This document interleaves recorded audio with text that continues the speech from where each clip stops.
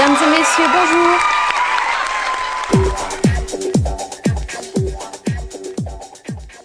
Bienvenue dans notre édition du mois de septembre. J'espère que tout le monde a passé de bonnes vacances. On commence sans plus attendre avec le Top Actu.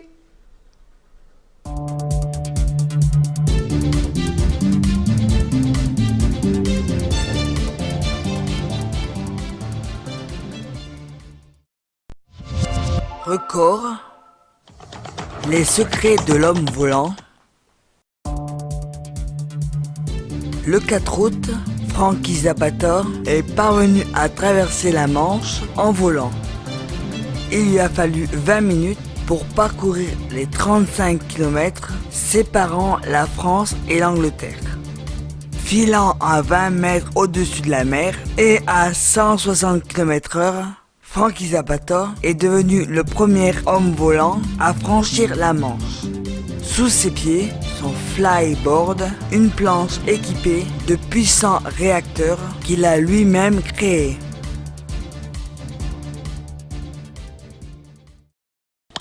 Politique. Le G7 à Biarritz. Une importante réunion a rassemblé les chefs d'État et de gouvernement des 7 principales puissances du monde. C'est ce qu'on appelle le groupe des 7 ou G7. Du 24 au 26 août à Biarritz, la France a accueilli l'Allemagne, le Canada, les États-Unis, l'Italie, le Japon et le Royaume-Uni. Au cours de cette réunion, les chefs d'État ont tenté de trouver des solutions pour réduire les inégalités sur la planète et lutter contre les feux en Amazonie. Agriculture. Une ferme dans la ville. Une immense ferme va bientôt s'installer sur les toits de Paris. Ce sera la plus grande en Europe. Qui a dit qu'il fallait vivre à la campagne pour voir des fermes? Elles existent aussi dans les villes. Il y en a moins, mais elles élèvent les mêmes animaux ou produisent les mêmes fruits et légumes. Ce sera le cas de la nouvelle ferme qui va être créée à Paris l'an prochain. Elle sera installée sur le toit d'un grand bâtiment, le parc des expositions, dans le 15e arrondissement, dont la surface est de 14 000 m². Ces champs seront grands comme au moins 15 terrains de football. Cela lui permettra de produire chaque jour près d'1 tonne de fruits et de légumes grâce à des techniques respectant la nature comme la réutilisation de l'eau de pluie. Anniversaire. Le Walkman. Il fallait glisser une cassette dans ce petit boîtier, brancher le casque et être sûr que les piles étaient chargées. Ensuite, il fallait appuyer sur le bouton play pour écouter de la musique. C'était un Walkman, le premier appareil pour écouter de la musique en marchant et dont on vient de fêter les 40 ans.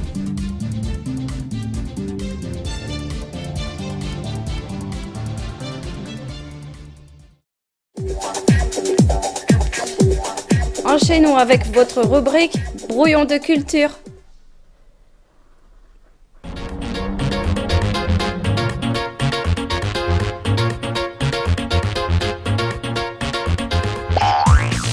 Bouillon de culture vous est présenté par Pascal Navran et Fabienne. Bravo!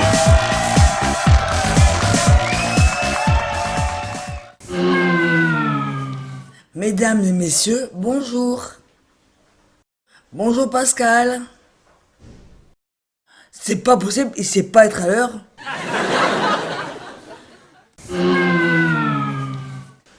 Je suis en retard, je suis en retard, je suis en retard.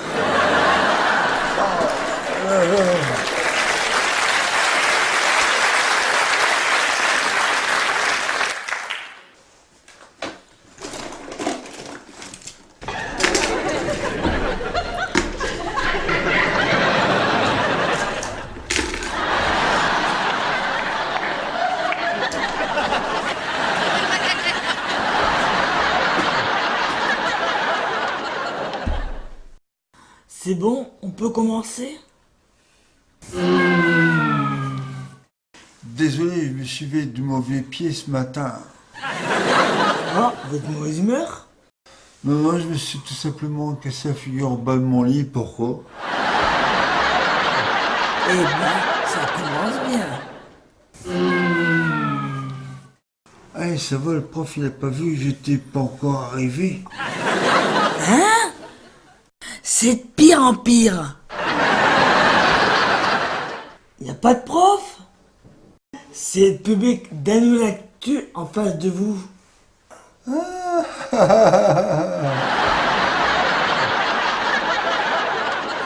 Ça va, le public?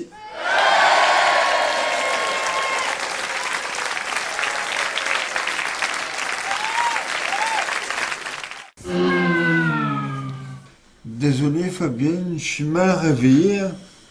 J'ai pas le temps de boire mon Benko ce matin. Oh, mon petit. Tous les mois, vous êtes à fond dans le thème abordé. Ah, je suis toujours à 100%. Hein. Oh non, 200% au moins. Voire même 300%. Ok, c'est bon, on a compris.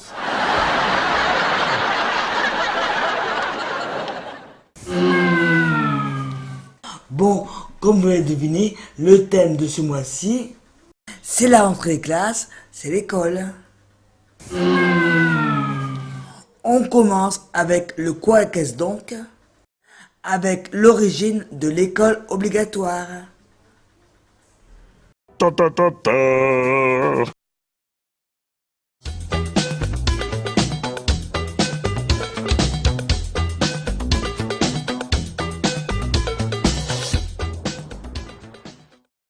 Mais qui a eu cette idée folle un jour d'inventer l'école? En voilà une colle. Et en plus ça rime. Eh bien non, ce n'est pas Charlemagne. Dans la Grèce antique, les garçons des familles les plus aisées vont à l'école pour apprendre à lire, à écrire et à compter. Ils ont des classes de sport, d'art et de philosophie. Donc, définitivement, non, Charlemagne n'a pas inventé l'école. En revanche, en France, il fait de l'éducation une de ses priorités.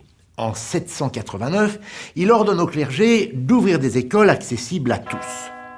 Enfin à tous, pas tout à fait, car l'école de Charlemagne n'est ouverte qu'aux garçons. À l'époque, ce sont les hommes d'église qui dispensent l'éducation.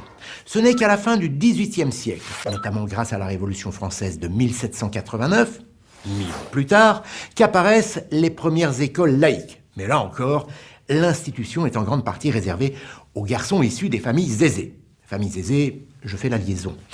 Il faut attendre 1882 pour que les choses bougent vraiment. Jules Ferry, célèbre ministre de l'Instruction publique, c'est ainsi que l'on appelait l'éducation nationale, rend l'école obligatoire, gratuite et laïque pour tous les enfants âgés de 6 à 13 ans.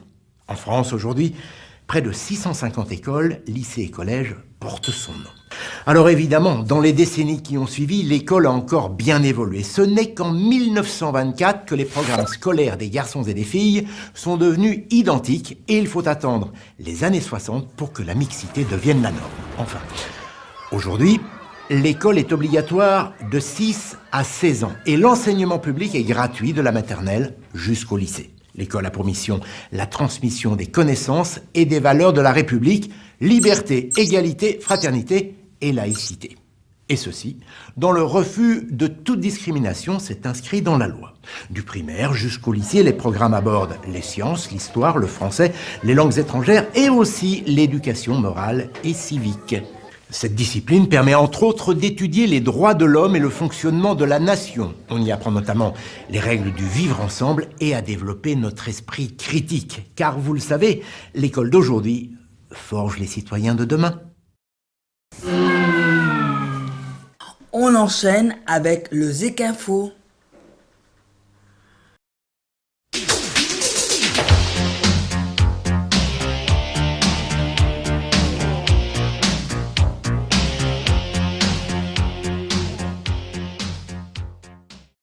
Alors Pascal, de quelle chanson qu'on va parler aujourd'hui?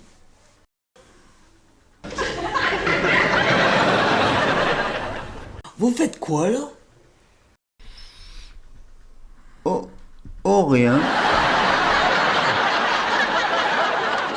Mais on n'est pas à l'école, là. J'ai du mal à sortir de mon personnage. Vous savez, je suis toujours à 400%. Mais non, 500%. Vous me fatiguez. Tout de suite, le Zik Info avec Sacré Charlemagne.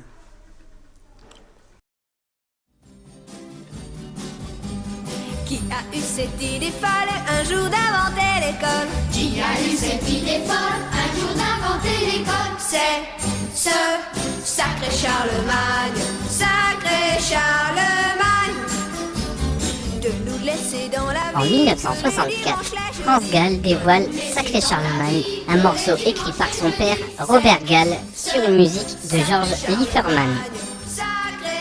Le titre est extrait du deuxième 33 tours du même nom de la chanteuse, sorti en pleine période yéyé. Sacré Charlemagne rencontre un succès national puisqu'il atteint la deuxième place des ventes avec 2 millions d'exemplaires écoulés, mais s'exporte également au-delà des frontières de l'Hexagone. Sacré Charlemagne est le premier titre qui permet à France Gall d'exporter sa musique en dehors de la France. Le titre se classe numéro 5 en Turquie, numéro 7 en Belgique, 20e en Espagne et restera 2 ans en tête du classement japonais. Le morceau devient même l'hymne du mouvement de la jeunesse algérienne. Mais ce succès n'aurait pu ne jamais voir le jour si cela n'avait tenu qu'à France Gall. Pourtant écrit par son propre père Robert Gall, la chanson Sacré Charlemagne ne plaît pas du tout à France Gall. Elle enregistre le morceau à regret, ne s'attendant pas du tout au succès qu'il allait rencontrer. C'était très important, qui était une chanson pour les enfants qui s'appelait Sacré Charlemagne, que j'ai détesté d'emblée. Mais c'est quand même sorti et j'en étais malade, je me souviens. Ça t'a gêné ce titre à l'époque, Sacré Charlemagne? Ouais, j'aimais pas du tout ça. Je l'aimais pas. Et pourtant, ben, je l'ai laissé sortir. Donc c'est vous dire à quel point je ne maîtrisais pas la situation. C'est ce sacré Charlemagne, sacré Charlemagne. Jusque-là, tout va bien? Bon,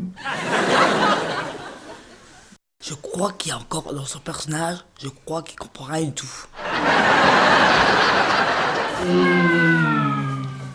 On termine avec le clin d'œil.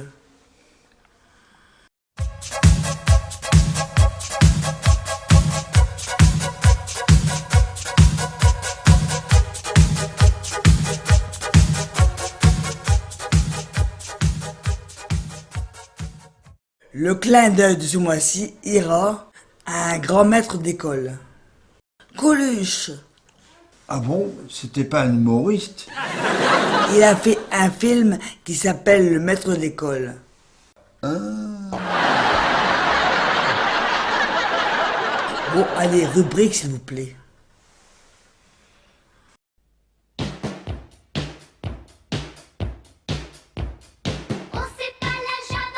Coluche, de son vrai nom Michel Colucci, est un humoriste et comédien français né le 28 octobre 1944 dans le 14e arrondissement de Paris.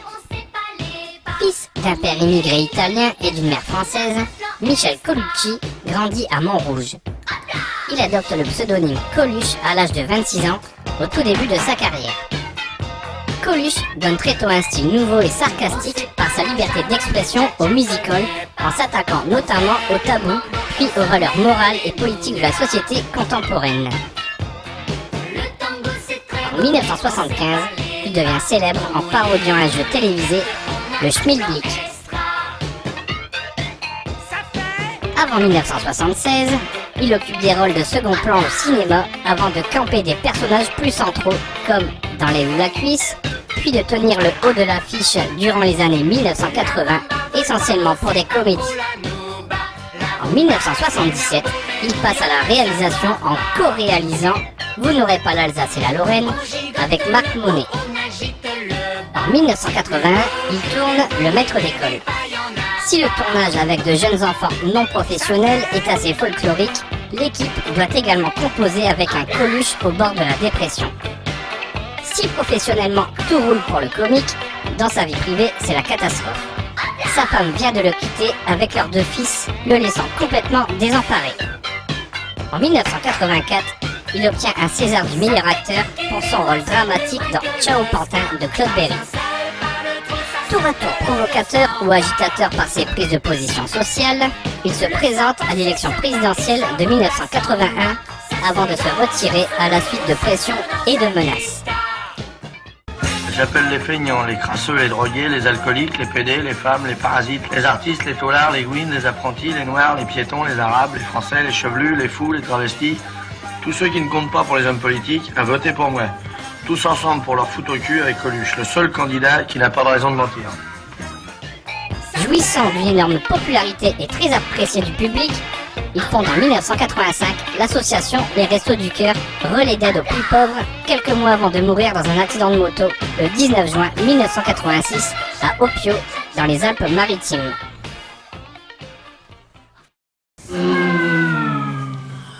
Brouillon de culture est maintenant terminé. On se donne rendez-vous le mois prochain pour une nouvelle émission. Eh ben, Pascal, quel enchaînement! Je vous le dis, Fabien, je suis toujours au moins 600%. Et peut-être 700%, je ne sais plus.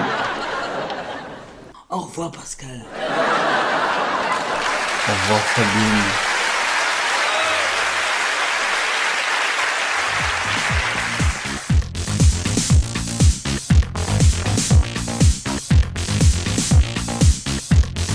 Voire même 800%.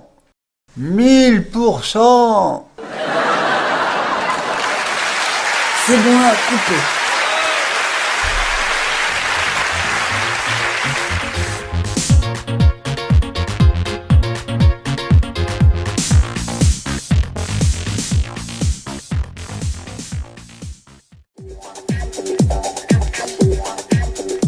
Rejoignons David avec le signe astrologique du mois.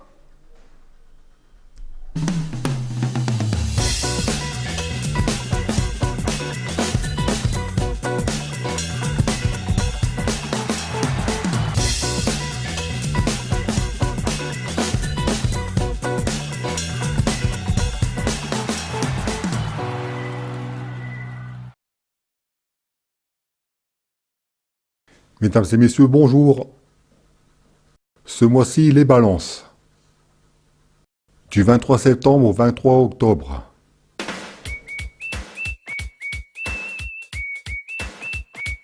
En amour. L'amour brillera sous les étoiles d'une étrange lumière et la terre entière. En parfaite harmonie vivra un moment royal. Bah, j'ai déjà entendu ça quelque part.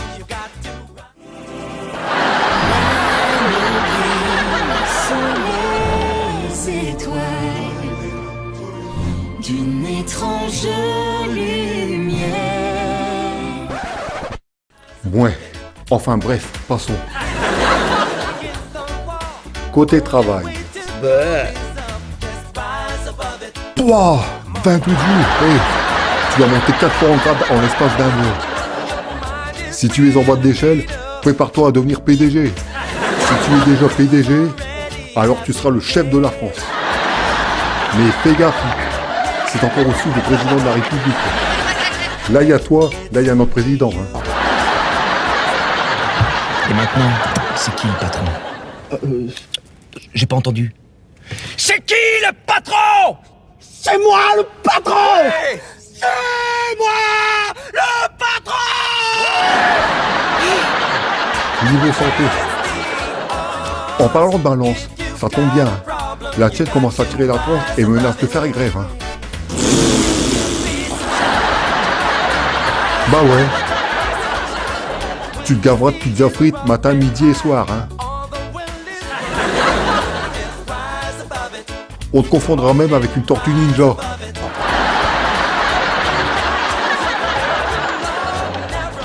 Le double menton te pend au nez. Allez, réagis. Bon ben, c'est tout pour aujourd'hui. Bye bye.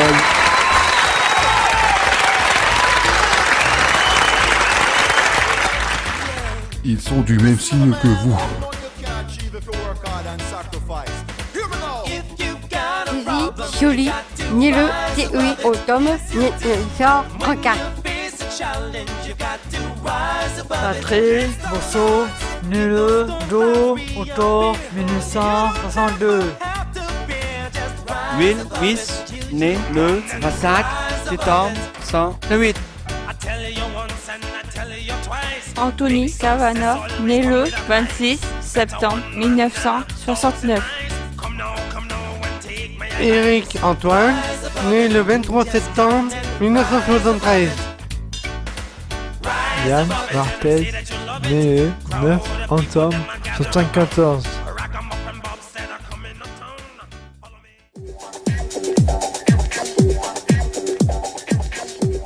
Votre avant-dernière rubrique, votre rubrique préférée, les coups de gueule.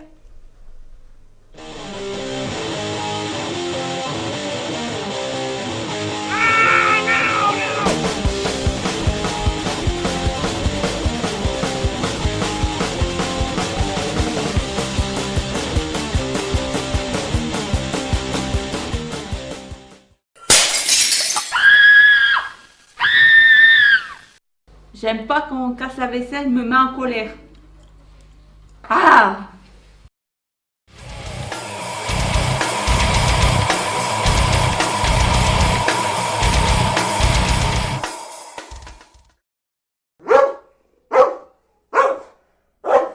Les animaux entendent les chiens aboyer. Ça casse les oreilles.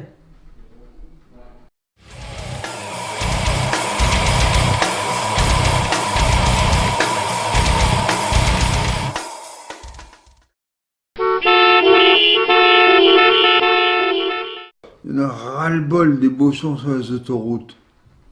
Ça m'énerve, tu peux pas savoir.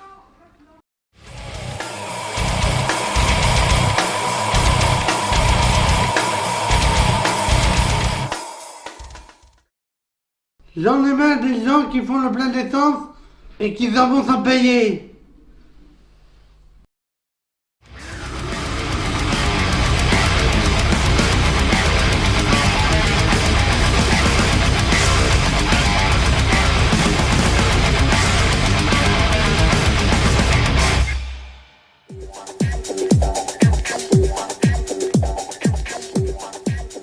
Notre émission touche à sa fin.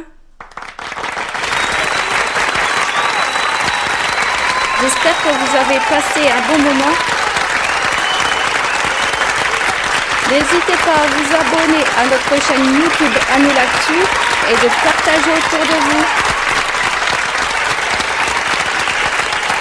Rendez-vous le mois prochain pour un numéro spécial d'Année l'Actu. Bye bye!